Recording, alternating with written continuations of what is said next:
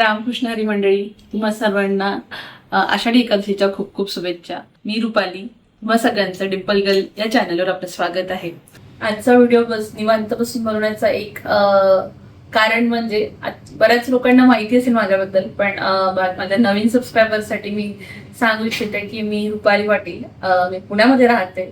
12 वर्ष कॉर्पोरेटमध्ये जॉब केला आणि त्यानंतर काहीतरी चेंज हवं आणि त्याचप्रमाणे मला माझं पॅशन सुद्धा फॉलो करायचं होतं. त्यामुळे मी व्हिडिओज बनवायला लागले आणि युट्यूबच्या या जर्नीला माझा प्रवास सुरू झाला. मी नक्कीच आतापर्यंत माझ्या युट्यूबच्या व्हिडिओज मधून तुम्हाला भरपूर अशी माहिती देत आली आहे आणि त्याचप्रमाणे वेगवेगळ्या गोष्टींवर, वेगवेगळ्या टॉपिकवर मी यापुढे पण माहिती देण्याचा नक्कीच प्रयत्न करेन. सो येस, तुम्ही चॅनलला फॉलो केलं नसेल तर नक्की चॅनलला फॉलो करा, सबस्क्राईब करा आणि वेगवेगळ्या गोष्टी तुमच्यापर्यंत नक्की येईल याचा मी नक्की प्रयत्न करेन. महिनाभर प्रवास करत असलेला वारकरी शेवटी त्याच्या पांडुरंगाला आज भेटतो. त्याचा जो आनंद त्याला मिळत असेल तोच आनंद आज मला मिळतो, कारण की बरोबर आज 1 वर्ष झालं आपल्या चॅनलला आणि मागच्या वर्षी आषाढी एकादशीच्या दिवशीपासून आपण आपल्या युट्यूबच्या जर्नीमध्ये मी प्रवास केलेला होता आणि त्या जर्नीला आज बरोबर 1 वर्ष कंप्लीट झालं.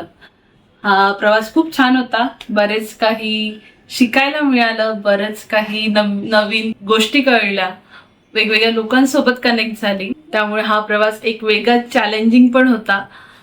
नवीन गोष्टी शिकणं, नवीन युट्यूबचे व्हिडिओज बनवणं, त्याला एडिट करणं आणि पोस्ट करणं, ही सगळी जर्नी आहे. त्यामधून मला बरंच काही असं शिकायला मिळालं आणि तुम्हा सगळ्यांचं खूप छान असं प्रेम मिळालं. पांडुरंगांचा आशीर्वाद आणि तुम्हा सगळ्यांची साथ यामुळे आजपर्यंत आपण इथे आलो. सो यापुढे पण हीच तुमची साथ मला नक्कीच मिळेल ही आशा करते.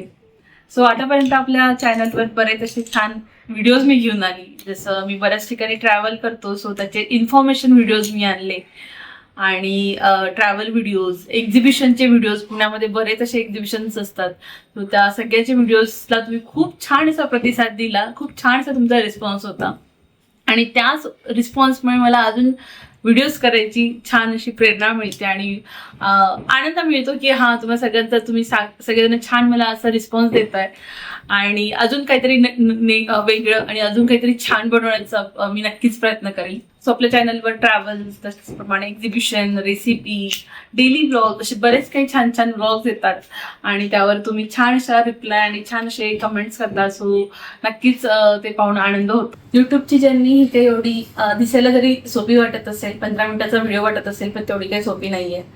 मला 6 वर्षाचा मुलगा आहे आणि त्याचं सगळं रुटीन, त्याची स्कूल, त्याचा अभ्यास, त्याचं सगळं आवरणं, घरातले सगळे कामं करून व्हिडिओज बनवणं हे सुरुवातीला खरंच चॅलेंजिंग होतं. आपण म्हणतो की हा 15 मिनिटाचा व्हिडिओ आहे, व्हिडिओज काढलं, त्याला थोडं एडिट केलं आणि पोस्ट केलं.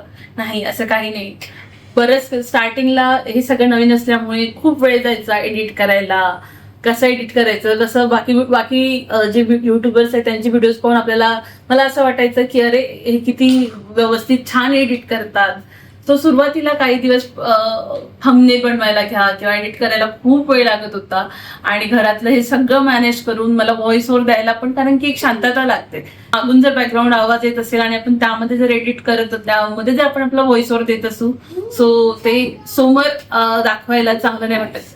व्हिडिओ काढणं, व्हिडिओ पोस्ट करणं, त्यामध्ये एडिट करणं, त्यासाठी थंबनेल बनवलं, त्यासाठी डिस्क्रिप्शन मध्ये माहिती देणं, हे खूप मोठा टास्क आहे.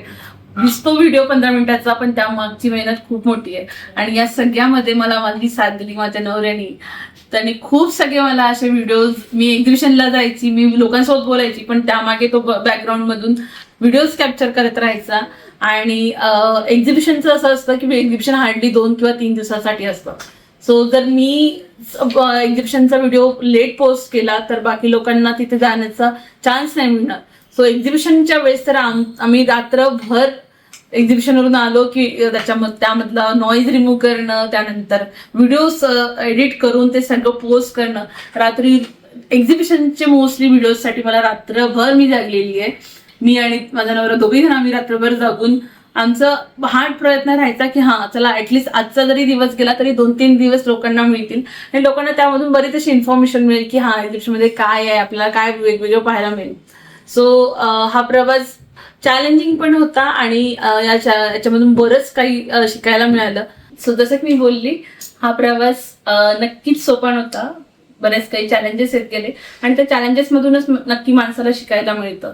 तो त्याचप्रमाणे मी सुद्धा बरंच काही आता शिकलेली आहे आणि आता ऍटलिस्ट व्हिडिओज बनवायला फिजिबल झाली आहे. तेवढा स्वतःवर मला कॉन्फिडन्स आलाय की हा, आपण आपले व्हिडिओज छान असे बनवू शकतो आणि यापुढे तुम्हाला बरेच काही असे व्हिडिओज, नवीन नवीन व्हिडिओज पाहायला मिळेल. सो येस, असा आतापर्यंतचा माझा प्रवास झालाय. सगळं घरातलं आवरून, मुलाचं करून, सगळं मॅनेज करून व्हिडिओज बनवायला जरा लेट होतं ऑफकोर्स, कारण की लहान मुलाकडे पण लक्ष द्यावं लागतं आणि घरातलं सगळं कामं करेपर्यंत वेळ होतो. पण येस, जशी माझी ही पॅशन आहे त्याच पॅशनला मी पुढे कंटिन्यू करायचा नक्कीच प्रयत्न करेन आणि तुम्हा सगळ्यांची साथ असल्यावर हे करायला अजूनच इझी होईल. सो या प्रवासासाठी आतापर्यंत तुम्ही दिलेल्या शुभेच्छा नक्कीच कामात आलेल्या आहे आणि असंच पुढे तुमची साथ हवी. तुम्हाला नक्की कोणत्या टॉपिकवर व्हिडिओज पाहायला आवडेल ते नक्की मला कमेंट सेक्शनमध्ये सांगा. त्याप्रमाणे मी नक्की व्हिडिओज बनवण्याचा प्रयत्न करेन.